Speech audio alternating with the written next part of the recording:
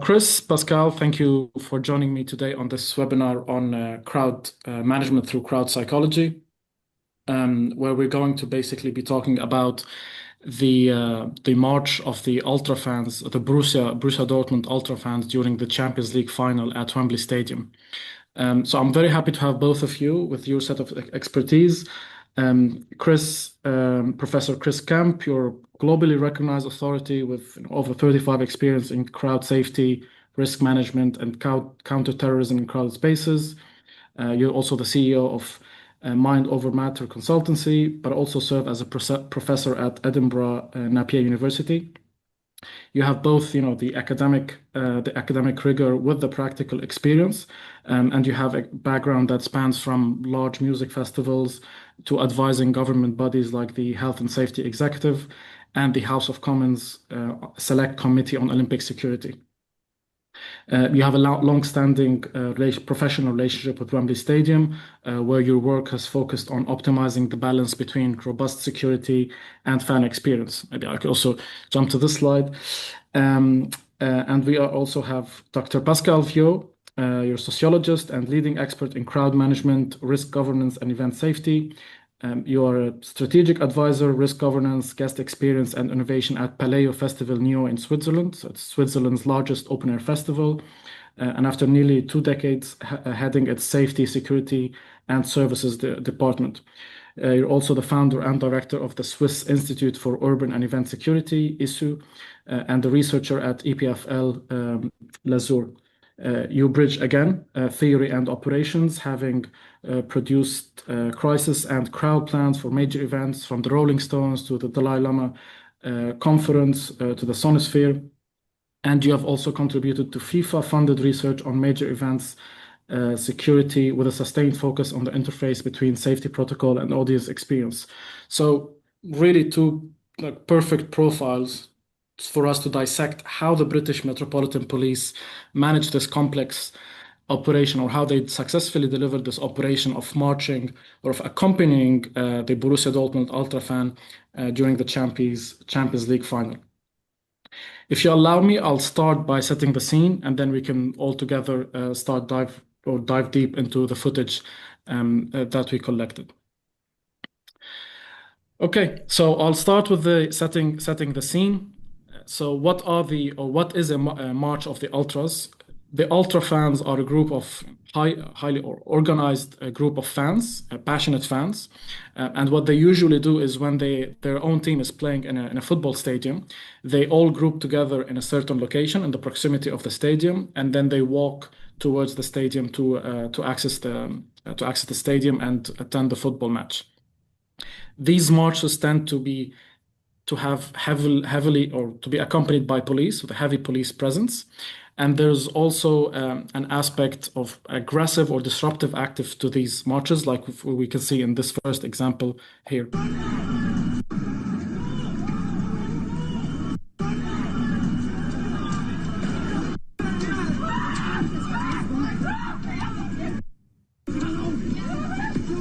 Oh my God, get in, get in.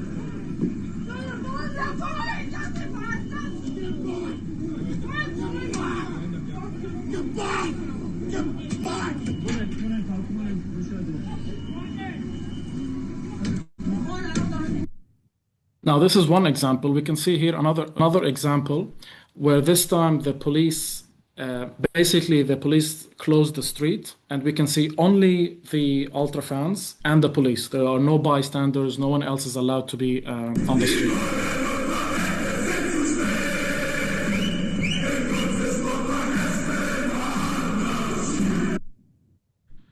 Okay. So coming back to the topic of our webinar today, which is the Ultra Fan March of the Borussia Dortmund fans during the Champions League final at Wembley Stadium. We're talking about a march of about 1.1 kilometers. It lasted about 35 minutes. And what was really impressive this time is that it was held in an urban space with bystanders present. And not only they were there, but there was a positive public interaction. People were smiling, they were happy, they were really excited about seeing this march. You can see smiley faces, people taking photos, videos, really, really excited and happy to watch this spectacle. we saw different age groups from elderly people to children. There were even families and babies, so people felt safe enough to have their children around. They weren't scared. There was no anything that made them scared and move to a safe place. And also, more importantly, I suppose, in this context, is that the opposing fans were there as well. So the Real Madrid with the Real Madrid t-shirts were one of the part of the bystanders, and they were watching the Borussia Dortmund fans as they marched towards Wembley Stadium. So there was a general feeling of safety, which allowed me also as well to feel, feel safe basically. And I felt I can walk with the ultra fans, and so I was walking with them basically along this march, and that's what allowed us to take this footage and capture some interesting moments that we will discuss later on.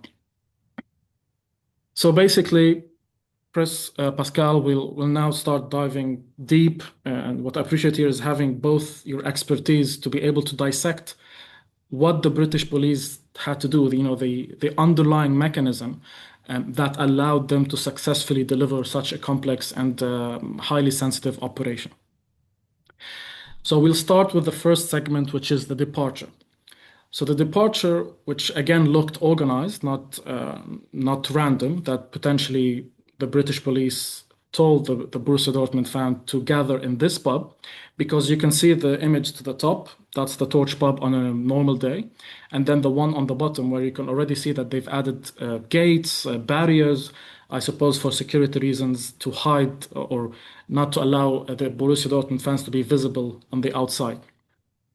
Now, the first thing I want to touch on is the first incident that we observed, which is while people were exiting, or this Borussia Dortmund fan were exiting the pub through this gate here. And you'll notice in the video that I will play on the next slide that the security personnel who was in charge or standing there decided to partially open the gate. So it wasn't open on its full extent. And while watching the video, we'll start hearing how the Borussia Dortmund fans first started beating or like tapping on the gate. But then at some point, one fan decided to force the gate wide open, and then we can see the fans flowing out of the gate. So let's watch here.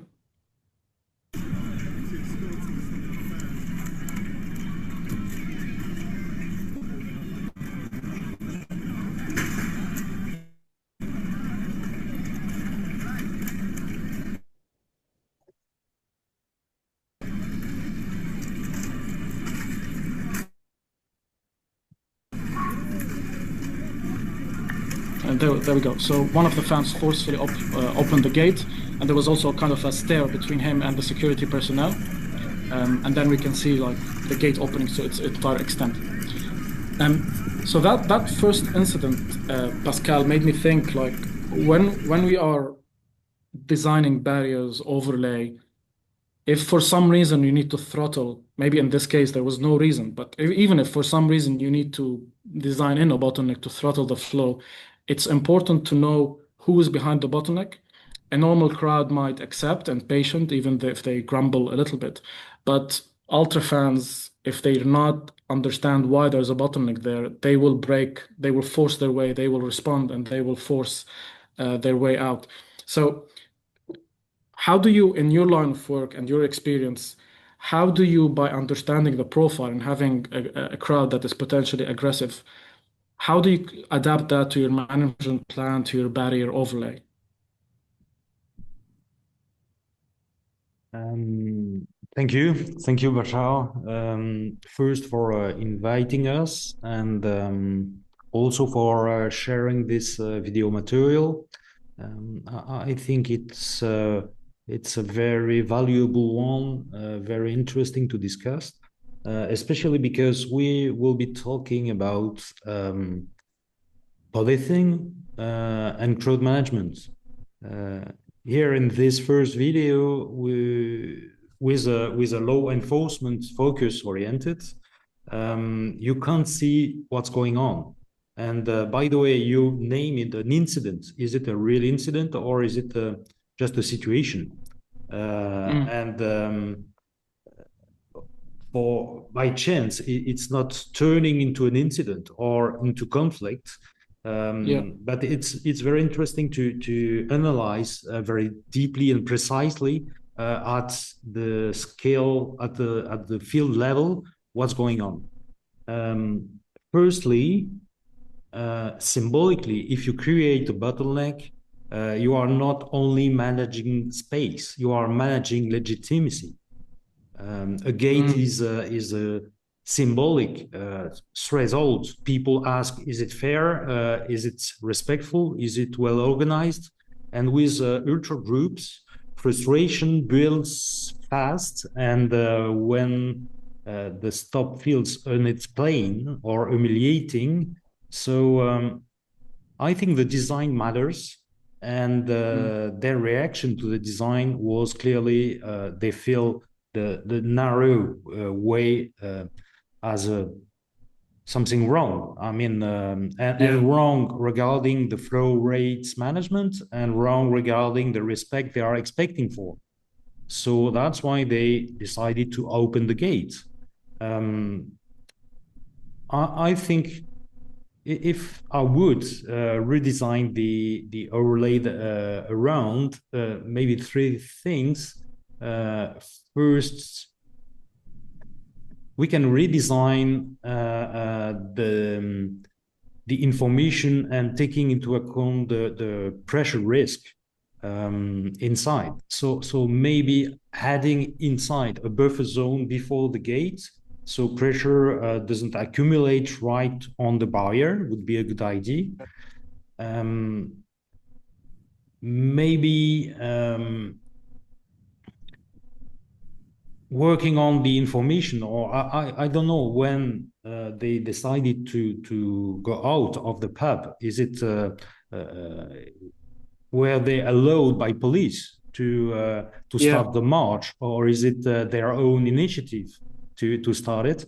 So in this kind of groups with a very strong solidarity, you always have one leader or several leaders, and from a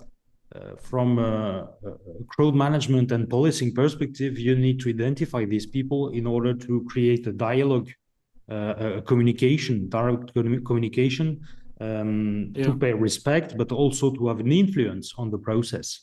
So I think the key point is to start the communication with this group. And as I said, to decide, okay, we will do it that way, and we will start the march at this point, or now, or in 10 minutes. So that's a part of the de-escalation process. I mean, this simple situation could lead into a high level of frustration that could generate a first conflict or an escalation of the situation. So you have to start properly the interaction between the fans and the police. So the first contact should feel like a service, not punishment, I would say. Yeah, I mean, this is interesting because you're touching on points. I mean, it brings me to the concept that Chris, you brought up in our previous discussions around topophobic atmosphere and topophilic atmosphere, and I think hearing what Pascal just said, he brought up a number of concepts that potentially you would need them when you are in a topophobic atmosphere, but are not necessarily that relevant in a topophilic atmosphere. Can you elaborate more already about these two concepts? Because I find them really interesting. And then how you would approach these different environments or setups? Yeah, I mean, if you first kind of pull the context and look at the environment, the context is a very different one from most of these games that you see. And I think that's because you've got the public who are informed, the police who are informing, who are working with others, local authorities, shops. You've got fans, you've got ultras, you've got transport, you've got workers, security. And they kind of are sharing this because there's a lot of dialogue in it. And I think when you think about topophilia, which is really that kind of aesthetic love of a place. It's something that is so important to people. And it's based on aesthetics. And usually when you look at football, the aesthetic element is very, very pushed out of place. Yeah. And I think Tuan's book, I've got my copy here, and it's kind of falling to bits. It's been read that so many times. He doesn't even mention topophobia in the first book. And that's because it was all about people going to these places, their perceptions of them, and how important it was for us to get those perceptions correct and to make people feel good when they went to places.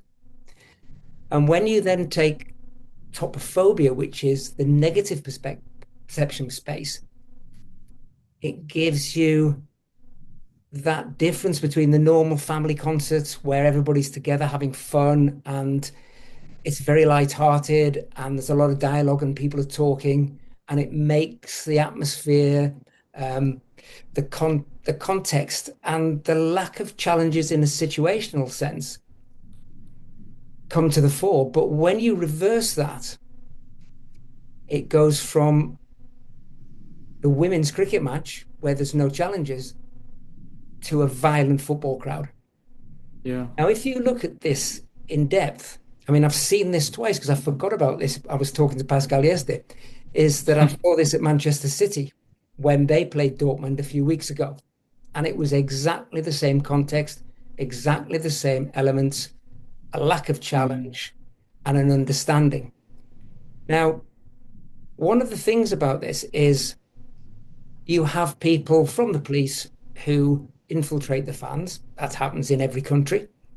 And they find out the motivations, the development. But in this situation, they go one step further. They become partners with the fans and the ultras in the march.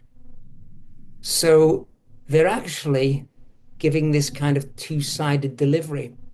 I mean, it's a bit like I'll scratch your back if you scratch mine in reality. Yeah. And when you see this set off, you think that's unusual because there's a relaxed atmosphere, even though there's little bits of spark, there's that relaxed atmosphere as they leave. Okay, you're going to get people do silly things, but you've got to exchange that and think about the end game.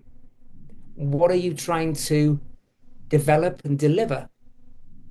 Because what you don't want is protest. What you don't want is this kind of rally atmosphere where people are incensed by an incident.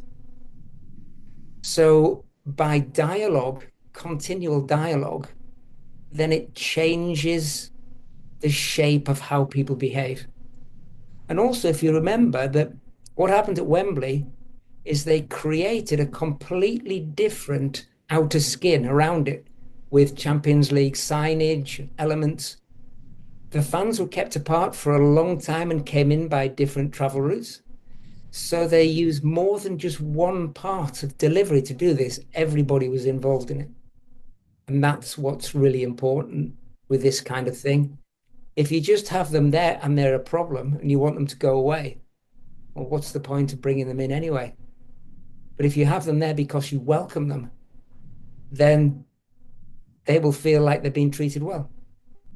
Yeah. So it changes, it stops the topophobic entering the topophilic area. There will be little sparks. It'll never be gentle. It'll be moving like this. But to me, that's kind of how this seems to have been put in place. Yeah. I mean, it kind of felt like they've managed to have a topophilic atmosphere in a topophobic atmosphere, if you see what I mean. Like they took the topophobic atmosphere and they turned it into like a spectacle so that everyone who was watching was actually enjoying it and not feeling the aggressive or this. Well, maybe the aggressive side of it was part of the spectacle that, I mean, we'll see later when they start drumming, hitting the drums and chanting. It felt like we were watching one of these in the movies, when the armies start preparing to go for battle. So everyone was watching that with a level of excitement. And I guess it's all the elements that you've just discussed that allowed this to happen. Yeah, it's kind of a reduction, isn't it? It's kind of reducing it down to a situation that you can manage and not control. Yeah. Perfect. Well, if we then move on to the second segment. So again, now talking about, because I suppose, a topophobic atmosphere, then this escort setup that we were going to talk about is necessary, where potentially you wouldn't need such an escort in a topophilic atmosphere. So what's happening here, and we'll watch the video in a second. So they were in the pub, everyone, and I think like Pascal hinted to, probably the British police gave them the instruction that you can now start leaving because the setup was there and they were waiting for the fans to start gathering. So they left the pub and they entered into this setup that was already prepared by the British police, and we will see the details in a second. And they started their procession, that drum beating and that chanting. So let's have a look first, and then we will start discussing the setup that they built.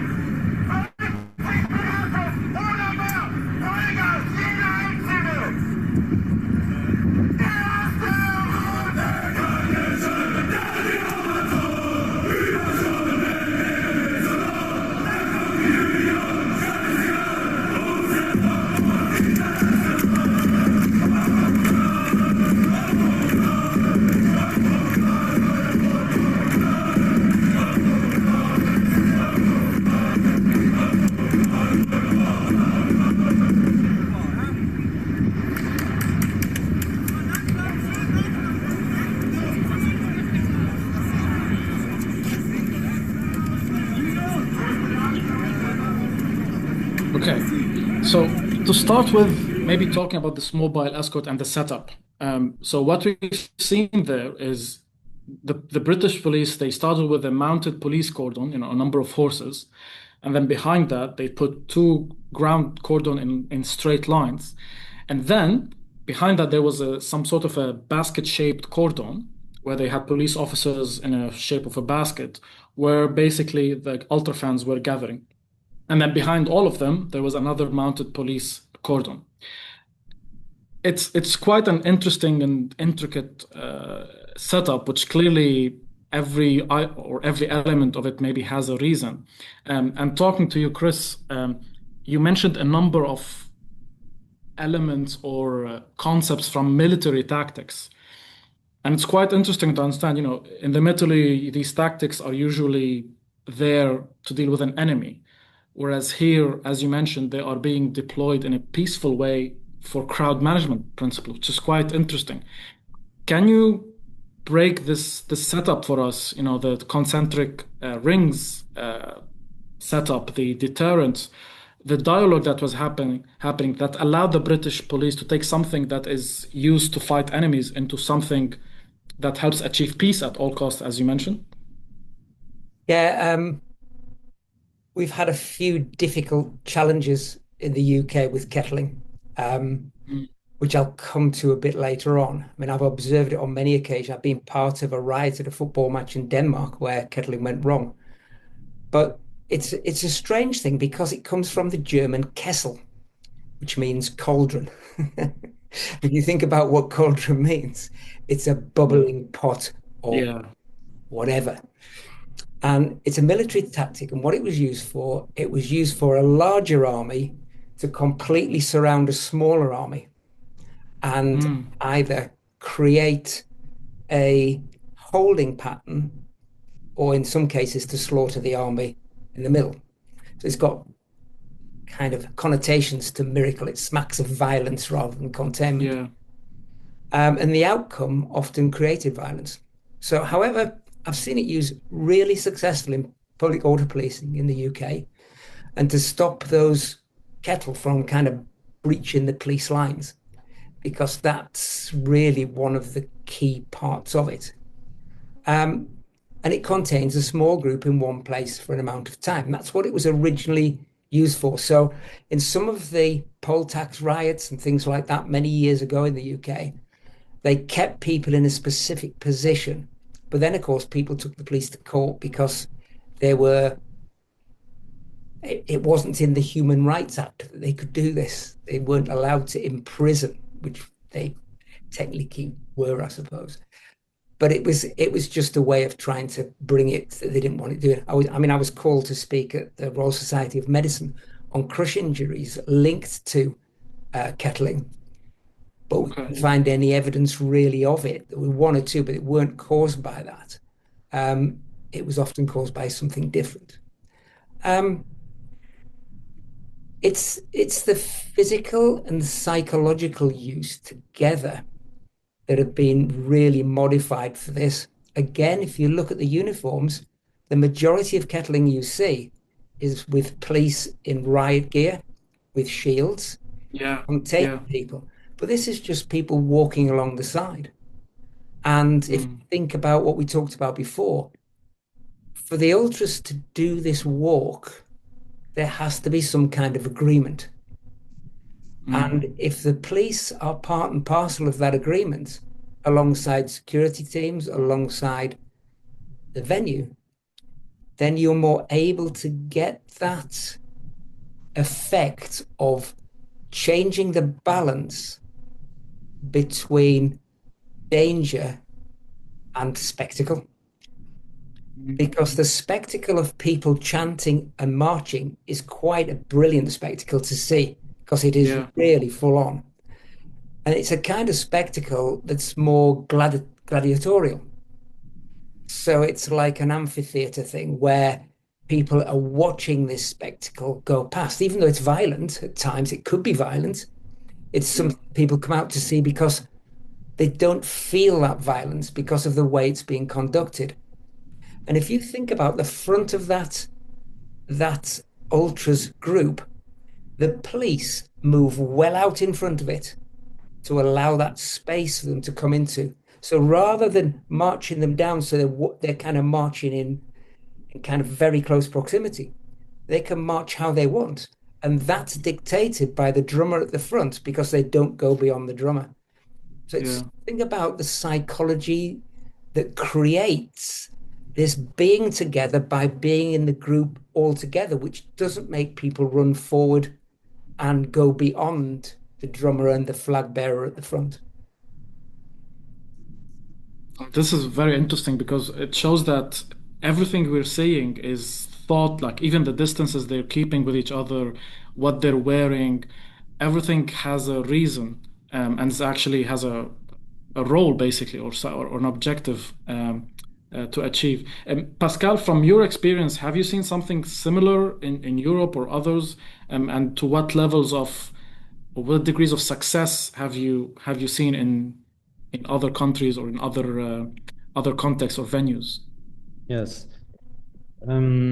Yes, actually, this type of police cordon or corridor formation is not new. Containment and control movement exist across Europe in public order and football context. What matters here is I agree with Chris, is the intent and the delivery. Actually, if you look at the scene, you can see some rituals and some rituals who are directly linked to the ultra fans culture. That's what they are expecting as a stage, I would say. And the police create a space that allow them to express themselves and to have a stage for showing up. So, and by the way, that's through this action that they are really becoming ultra fans, because this is a behavior that creates a solidarity between them. It's very synchronized. It's a coordination of bodies, of people shouting. So you can see it as a stage. And so here, it's not a kettling as a punishment. It's not a frustration. It's the opposite. They are creating the condition to have both a stage to demonstrate and let's say a kind of escort architecture with predictable boundaries, stable rhythm, and they reduce actually friction with the people looking at the show, because there are spectators as well. We will see that in a minute. So to sum up, we could imagine such a situation with no policing or in an informal management. We can also foresee how it could be if the crowd was controlled, or if we were in a law enforcement approach. Here it's in between. So that's what I consider as a good practice in crowd management and good policing, based on the up-to-date approaches linked with the Convention of Saint-Denis, for example, of the Council of Europe. So we are facilitating here. We are respecting the expectation of the group, and we are not judging them beforehand. We are facilitating the good behavior of these people, actually. And that's the goal, finally. I mean, that's a great segue. So I guess we can finish this segment by saying that was the facilitating part, or the facilitating role of the British police. And the second segment, which is equally interesting, is how, well, the acts of aggression that we've observed by the fans, but then also how the British police responded to these acts of aggression that, again, didn't look like it was just a normal police officer doing their job. It looked like there was some kind of a preparation or training to know how to respond to specific acts of aggression, de-escalate them, and continue with the procession. So in the second, I guess, phase of the march that you can see here, so we started near the pub, they left, they stopped, they chanted, and then they started marching. But then after that, they also stop every once in a while. I think in total they made 4 stops where they chant. So they stop, they chant, they do their processions. And in this specific one, we were able to observe about 4 acts of aggression that we will see in the video. The video is blurred because we just don't want to show anyone's face because the filming is quite up close. But you can see, we can see these acts of aggression happening.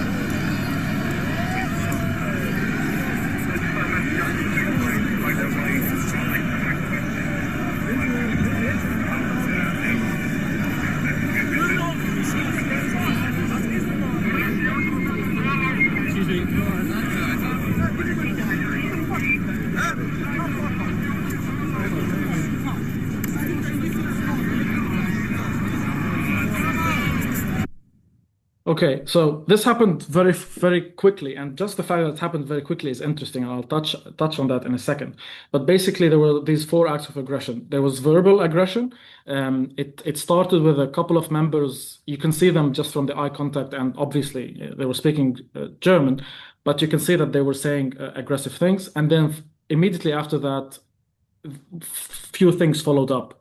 Whether it's hand gestures or even trying to push people's phones out of their hands, and even to this one here, where potentially it was a standoff by 2 men that could have potentially escalated.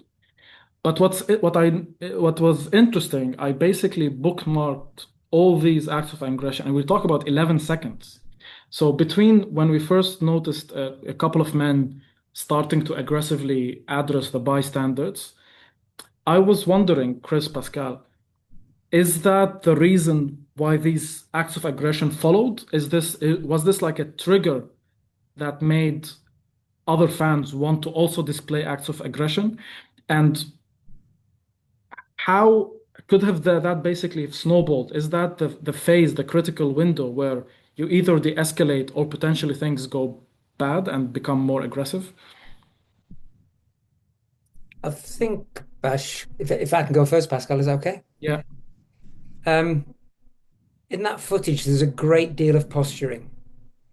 They come into a key juncture, which is the piece where Olympic Way and the station kind of yeah, start to come together.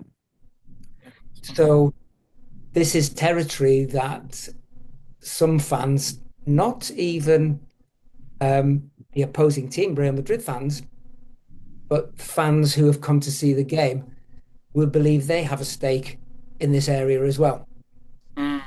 But the beauty of it is it's just posturing because it doesn't explode.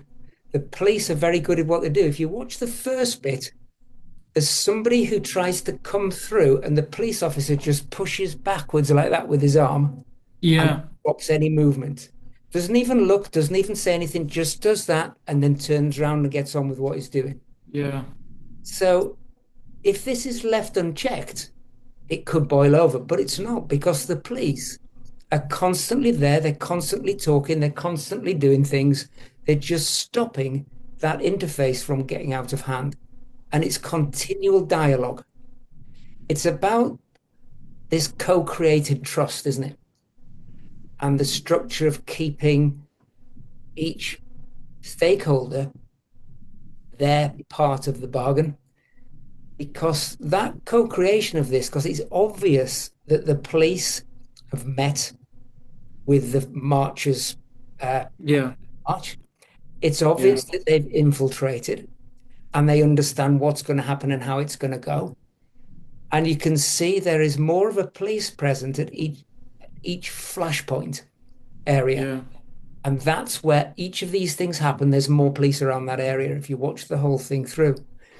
And to me, it's a very clever way of using their resources to iron out and stop that kind of escalation, because it could only take something small to do that. But each one of these small things is not really anything. And that guy gets pulled back into the crowd.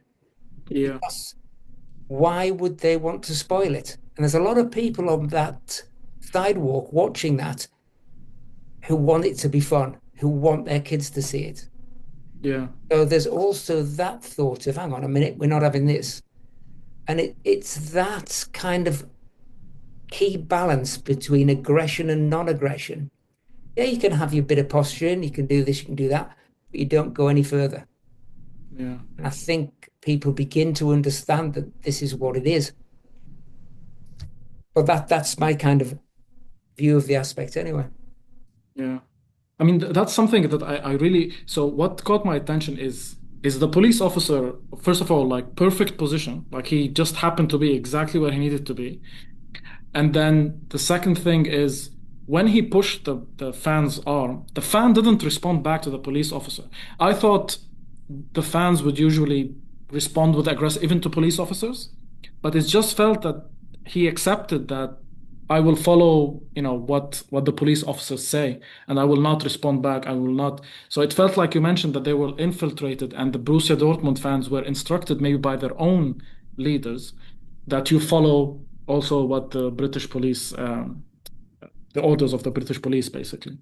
And I I think think maybe, it's linked also to there's a behavioral detection officers in there who are yeah, watching the behavior of different people in the crowd. And that is where the police will be put in those places where they've seen that they've got these people who they either know are known troublemakers or people that yeah, they're not sure about. So I suppose that's how they do that. yeah. It's amazing. It's Pascal, do you have anything you want to comment on Yeah, these parts of, yeah, yeah. Of course, because this is a very valuable and very interesting piece. That's the beauty of micro interaction analysis. You could say, okay, nothing happens, so it's not relevant. Actually, it is. It makes sense to analyze very in detail what's going on here. First, I would say that's the perfect illustration of the crowd psychology theories. An aggressive act can encourage another one because it's a social signal. We test the norm and invites its imitation. And the interaction between the spectators, because it's someone trying to take a footage of this show, actually, as I said, and we know from the ultra fans' value and norms that they are not willing to have people filming. So it's a misunderstanding in the beginning about the norm and the framework of the interaction. You can be here, but you shouldn't take pictures or you shouldn't film for many reasons. So from this misunderstanding, you have one mediator, someone who is police officer in charge of to regulate the interaction between the group and its norm and the spectators not knowing the norms of the group. And in a policing approach, you could try to separate and to keep distance between the two groups. Here they are straight in the middle, trying to mitigate the relation between the two groups, and they do it perfectly at the very operational scale.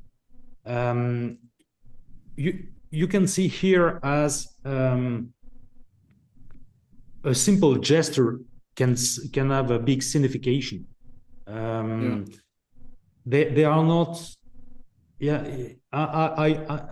I really like this kind of work because it's really fascinating. I remember I used to do some same research, and we did analyze the way police forces were like basket players. They are close to the crowd and trying to see and to foresee what kind of gesture can be offensive or can we regulate in real time. It's not about only people identified previously as troublemakers. It's what's going on in the dynamic of the situation. So you have to be aware about what's going on in the situation. Because in the end of the day, you can see here how a crowd mood can switch very quickly. Exactly. And for just a simple misunderstanding of the gesture.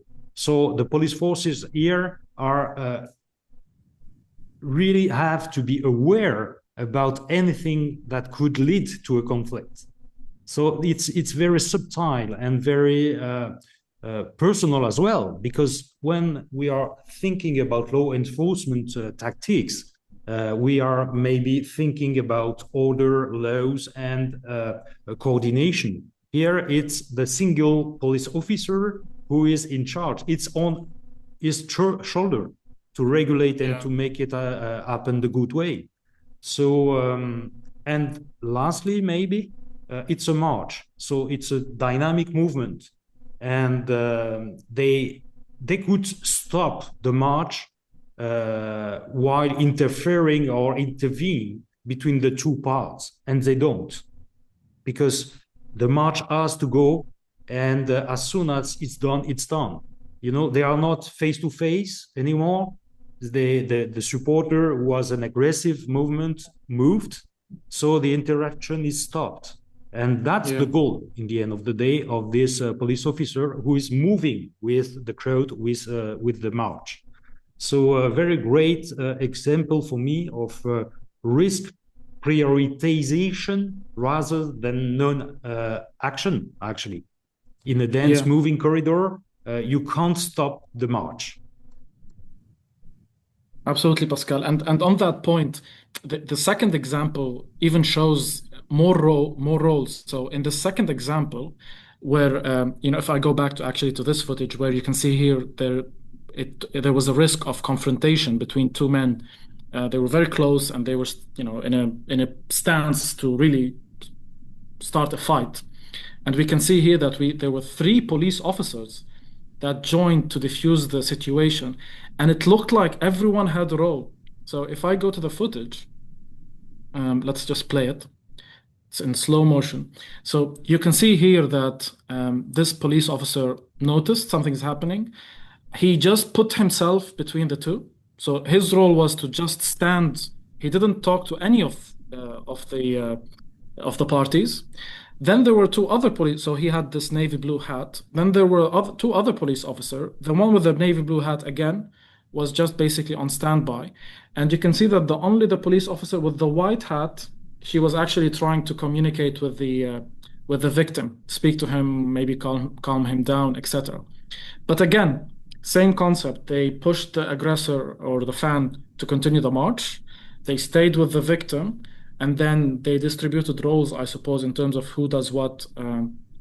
So again, this showed that it's not just what's the right word? They're not improvising. They have roles that are very clear to them in terms of what they are doing, who talks to the victim, how do they interact with the aggressor. And I was wondering, is there a formal training and roles, and also are the hat colors really reflective of a certain position or a certain role? Do you have any insights on that, or any comments on the situation in general, what we've seen here? I have a little bit of an insight into some of this because I've been in the police briefings during Wembley events, not this particular one. Yeah. But the one where we tested the security structures for the Champions League final, in the FA Cup final, and one of the finals leading up to that. And when you go to that police briefing, it's quite interesting because one of the semi-finals, must be in Carabao Cup or that one, or the FA Cup, it was Manchester City against Manchester United. And the police briefing was quite categorical that the timings that the fans would arrive at, which were Man City would arrive first thing in the morning, and Man United would arrive in the afternoon, there was virtually no police presence when Manchester City arrived. There were police a little bit off the walkway as you go down Olympic Way. Yeah. But Manchester United, as they got the intelligence from the transport that the fans were arriving, it's a very, very heavy police presence. And unlike the family-orientated City fans, the first people who came down the station steps were shouting, swearing, drinking, because you can't drink on Olympic Way. And so you've got three sets of people there. For Manchester City, there was no third set, which was the police. The first set is stewards. The second set are enforcement officers from the council that take the beer off you or ask you to put it in the bin. And then if that fails, it's the police. Well, Man City didn't need that because it was family-oriented, etc. But as soon as they tried to push through, the police moved up and they stopped and decided that they'd put their cans in the bin. So the police are trained in these specific areas. Now, a lot of this is to do with dialogue-based policing. And this is how it's taken to its most favorable conclusion. Because if you see how they work, they normally work in twos, the police, when they're doing community policing. And for most of the finals, they will work in two. But if you notice here, there were three police officers. Yeah. And my interpretation is that one of them is just to stand and stop. The other person next to them is to talk. And then the person behind them is to come in if any challenge takes place. Yeah. I think that seems like what that was. I don't know. I can ask that, but I don't know. Yeah. But it was a very clever thing because this is a collective decision-making process.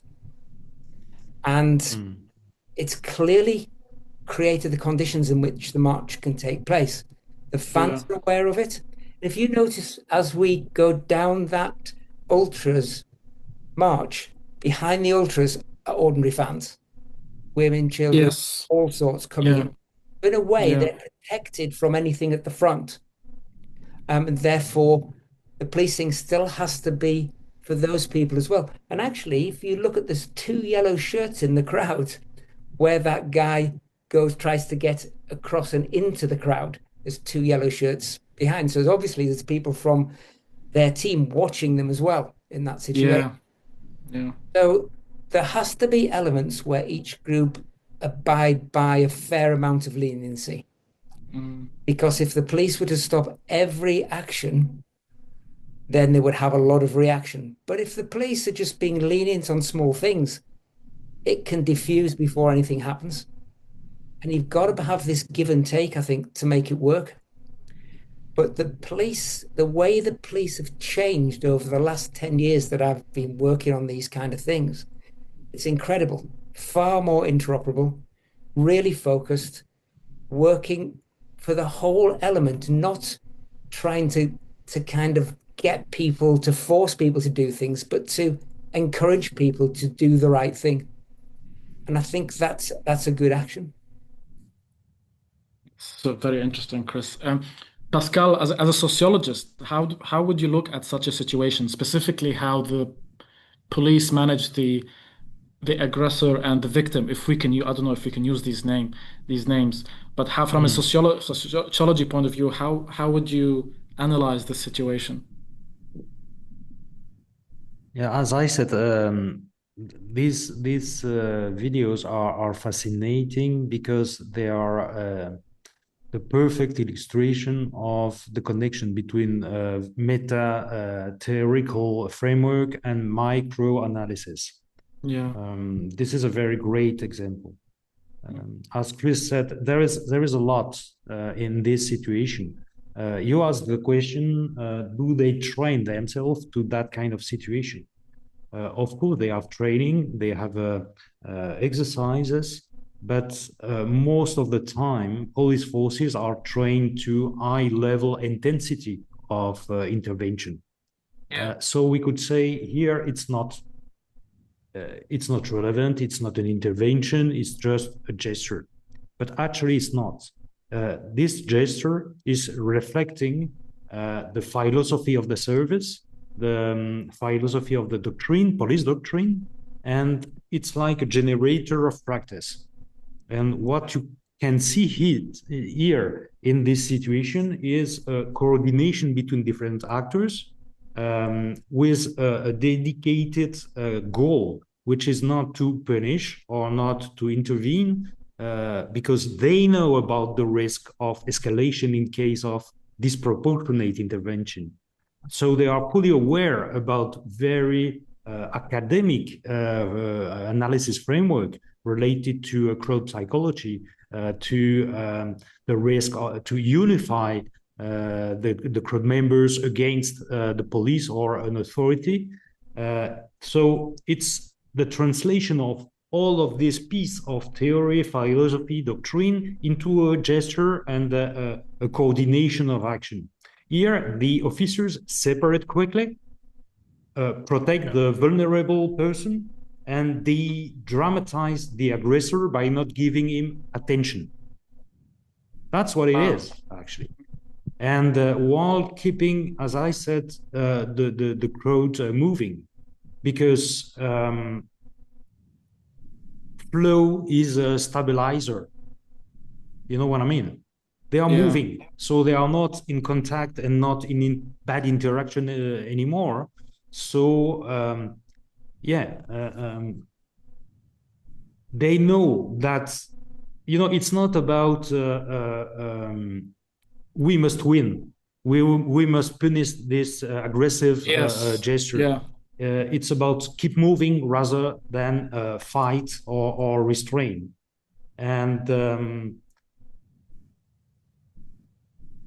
this tactical is, for me, absolutely genius, because they are really representing the philosophy and the efficiency of it. So it's very difficult to without paying a very very detailed attention to the situation, you can't see that. So you can't actually identify or analyze how many conflicts they avoid by doing that way. Yeah. And as we said, a crowd can turn very quickly from topophilic to topophobic, and that's a perfect illustration of that. With a bad reaction of this police officer, the situation can turn very quick in a very bad way. Yeah. Absolutely. I mean, you touched on something, maybe that again, a very nice segue to the next segment. Oh, we missed this one. But yeah, basically what we've seen here and what you've just dissected is the confrontation that happened, the protect and reassuring the victim, and then the police officers that stayed with the victim. And so on that, Pascal, moving, like you mentioned, from the micro-analysis of this incident into the next segment where we talk about more of the theoretical background behind all of this. So we talked about the facilitation, the setup, the police setup that they had to accompany the crowd, as a high level idea. We talked about also the micro analysis. So it would be good to connect all of these back to the theoretical background in this segment. And I thought maybe you could start by Pascal, by talking to us about the KFCD model of good police practice on both aspects that we've seen, the facilitation and also de-escalation of incidents from knowledge, facilitation, communication, and differentiation, and the difference that you can highlight from this model between the traditional heavy-handed policing and what we've seen here at Wembley. Yeah, exactly. Actually, this example is an illustration of the renew of the policing approaches to crowd control and crowd management. It's not soft policing versus hard policing.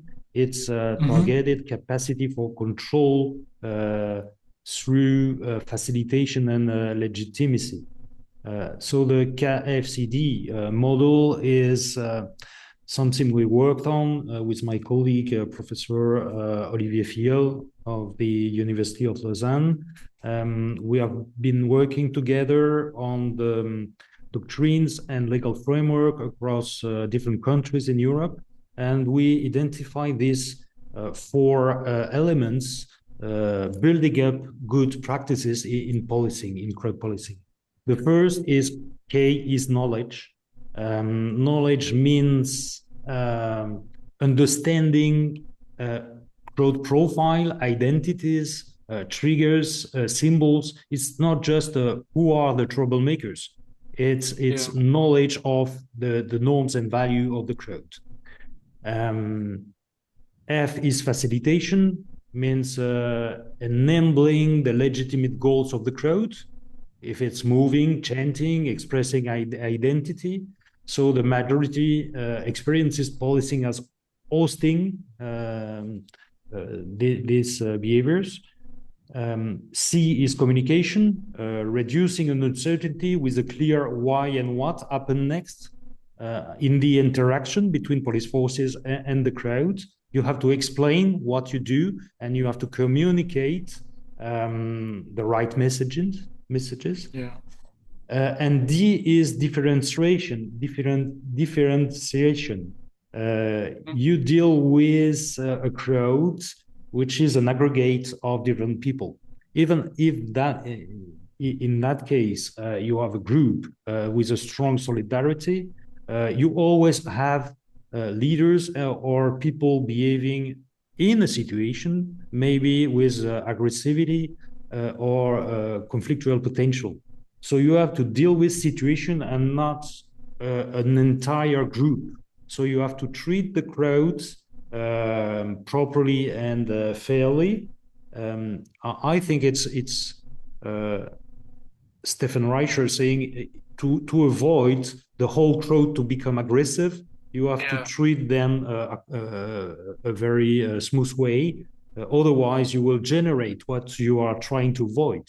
So differentiation is if you are to intervene on troublemakers, you are proportionate, you are situated, and you have to explain, by the way, to the other around the reasons why you are the intervention.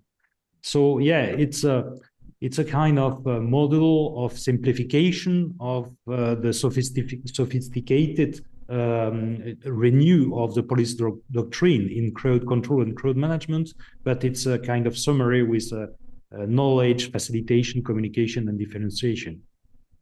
Yeah, I mean, on that, Chris, if we can elaborate even more on this communication part, the dialogue. So you mentioned the bidirectional stakeholder engagement. It feels to me like this is the concept that is regularly coming as we discuss the different aspect, whether it's the facilitation, the kettling, or even the management of the micro incidents. The fact that there was bidirectional dialogue or stakeholder engagement keeps coming back. Can you give us more tell us more about this concept, but also in detail, like how it practically happens? They bring, like the meetings we have, the police goes and brings also people from Wembley, from transport, but also they bring someone from the Borussia Dortmund. They sit with, how does this bidirectional stakeholder engagement happen in detail? I think, and how does it differ also from what's traditionally been done so far? The thing is, it's a very different approach. And the reason being is something that Pascal and I spent a long time talking about yesterday, actually.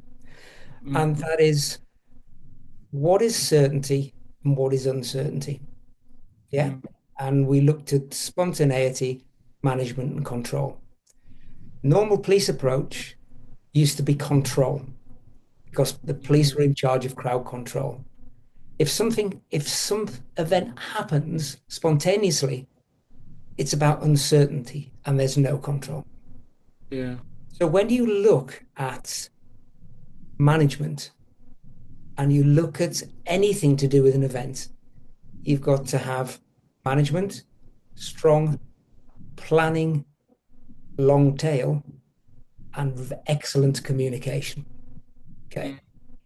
Now, if you look at the two opposites of bidirectional approach, the first is the top-down command and control model. It facilitates delivery of orders from the top to come down, and then they're given to people on the ground, and then those people on the ground to operationalize them are given the tactics to do it. If you look at the other thing, that's the opposite of this, that's bottom-up management, which is very rare, but it's done in some companies. And that's where the people who are in charge of the company or the event want to know what's happening on the floor constantly. So that's just being fed back up, and often nothing is done about it. But when you go to the bidirectional approach, it's where the flow is both downward and upwards, and the key is the middle, which is the filter point. Because unless you allow filtration and the people at the bottom can see what they want being reflected in what comes down from the top, then they will just do what they've always done. Yeah? So in reality, the person who is the conduit between the ultras and the police and the ultras is the person who must have a real understanding of the ultras and, from the other side, of the policing. Therefore, those two minds working together can negotiate a flow of information upwards and downwards, which can constantly be moderated depending on what happens. Hence, the people on the ground and the feeding back to the top of what is happening all of the time. So if somebody who is there, who is a behavioral detection officer, and they report something at point X on the map, you will see people move to that because they know how to deal with it when that comes up. So that's using feet on the ground and tactics deployed by those at the top from the information they've found, which is coming up from the other area. As well as this, The person who has been the conduit between the ultras will be feeding information to the police, and the police feeding information back to them. So what it is, it's co-creating, co-development, and co-delivery of the march. As well as this, the whole police delivery has to be based on that balance. So the forward point, but contingencies are still at the sides. If anything goes wrong, we mustn't be fooled. Yeah. People in the wings waiting to come in. But that's always got to be the case because you never quite know what's happening. But the challenge here is to be too much focused on the group as a whole, where I see in this something that I've never seen before, and that is policing the individual. Because they're not just looking at that group, they are looking at individuals. And what Pascal was saying before about this is really important because it's a whole piece. It's holistic. It is not just one part of the group because they're caring for the fans behind as well. They're caring for everybody who's there, both on the pavement and in the march. So we don't have to do things like kettle them with riot shields, get everybody to stay up. You know, it makes it just part of the fabric of the event itself rather than being something that's a nuisance or a spectacle that gets out of hand. That's amazing. I suppose, Chris, that's why, like myself and I think everyone there, even though we were seeing some acts of aggression, I'm wondering if by reassurance that this is a safe environment, yes, people might be a bit aggressive, but the police are successfully diffusing every single incident. And that gave us this confidence or this reassurance that we can be part of this, we can walk with the ultra fans and we can, watch and film and as such. So very, very fascinating. And maybe we can, on that, we can step to the final section of the webinar, which is, the conclusion and the key takeaways. Clearly, one of the conclusions that this was a great success. Great success in such a complex operation as well. We are talking about accompanying a large number of, traditionally known as or perceived as aggressive fans for 1.1 kilometers, almost 35 minutes. There was 4 stops, so 4 times the ultra fans stopped, chanted, and then continued. And then once they reached the stadium, you could see the fans entering the stadium and the police dispersing. The movement, everything was controlled from the location in the pub, the barriers at the pub, the gate, throughout that flow until they reached the stadium. And again, very importantly, the perception, families, children, bystanders, everyone was having a really good time watching this operation. The police operation felt like a spectacle itself. So an amazing success. And I suppose if we boil this down to what we've discussed is this new approach of crowd management by crowd psychology, psychosocial management, facilitation, negotiation. And here, there was one thing I was wondering. First, Chris, from your knowledge and your work with Wembley Stadium, I imagine this is the first time they do such an operation.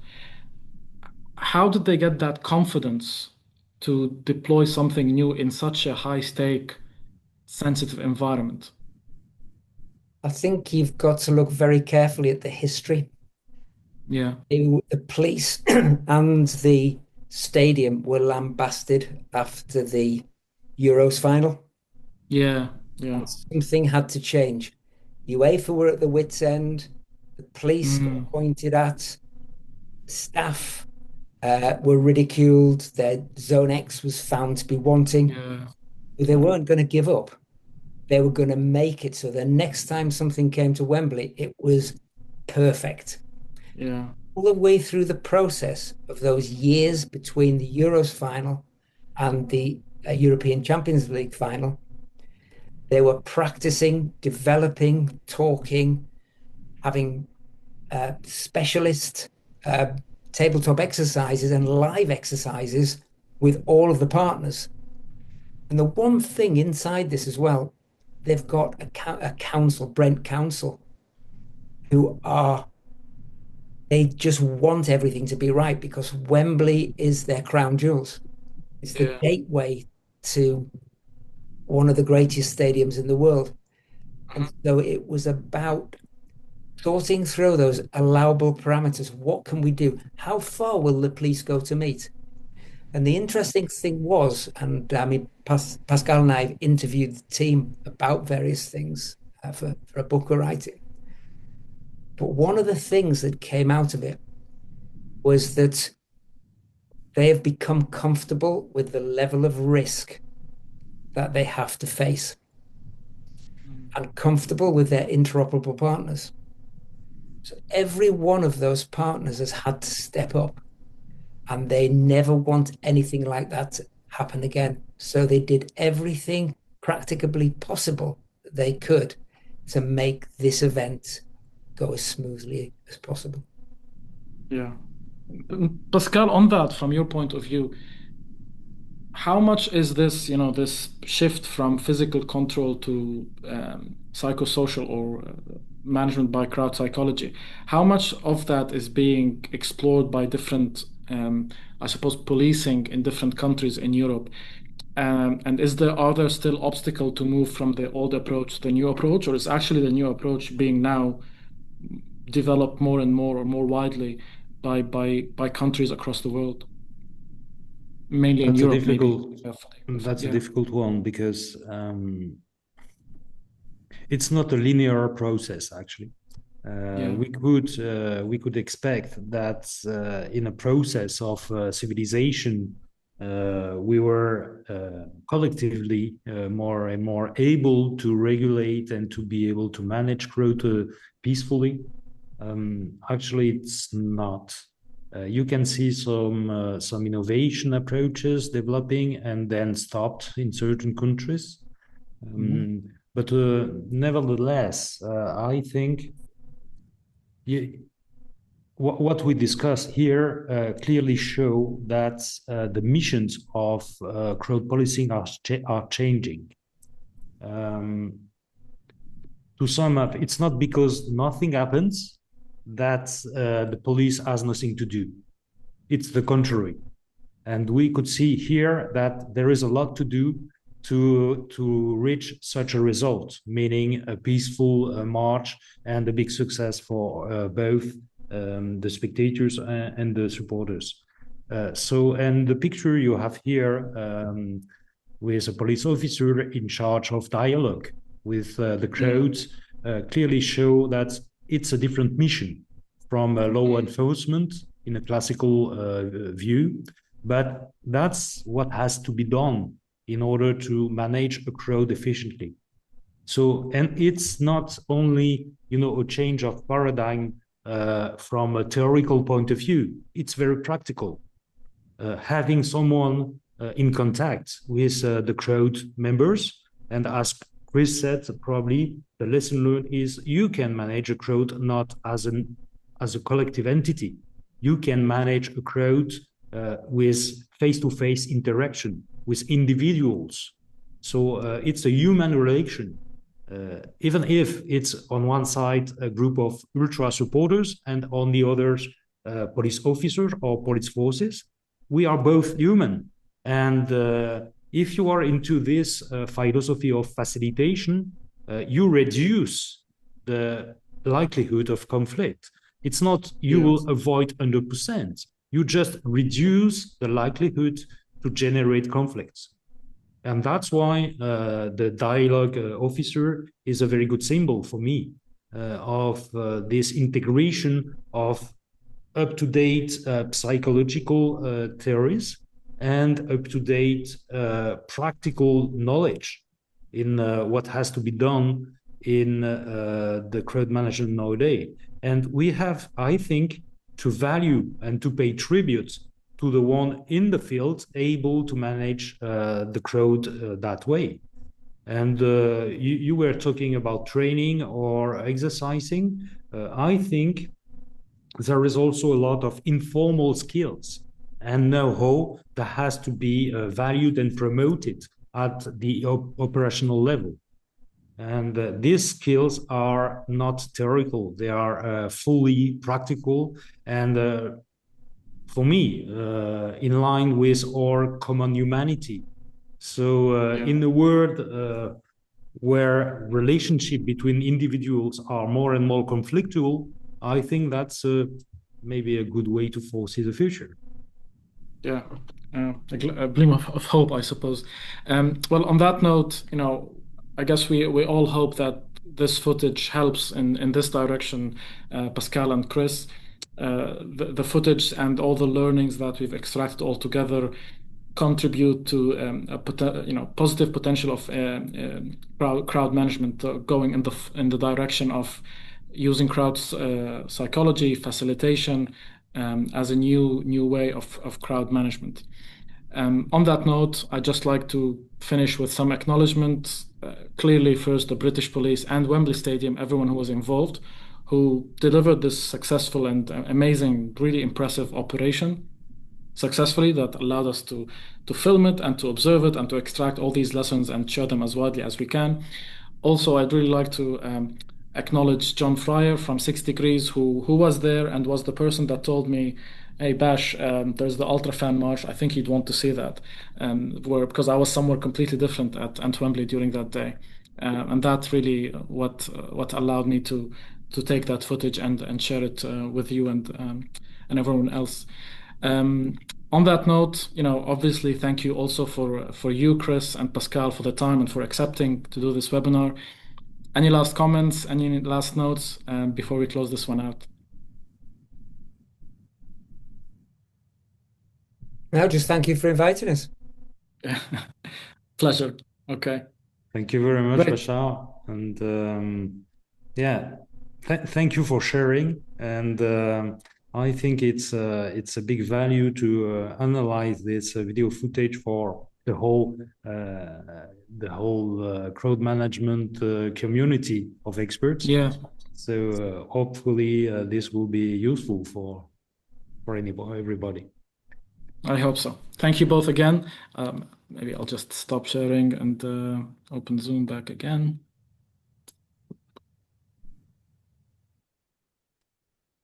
Okay. Great stuff. Have you got a little bit of time?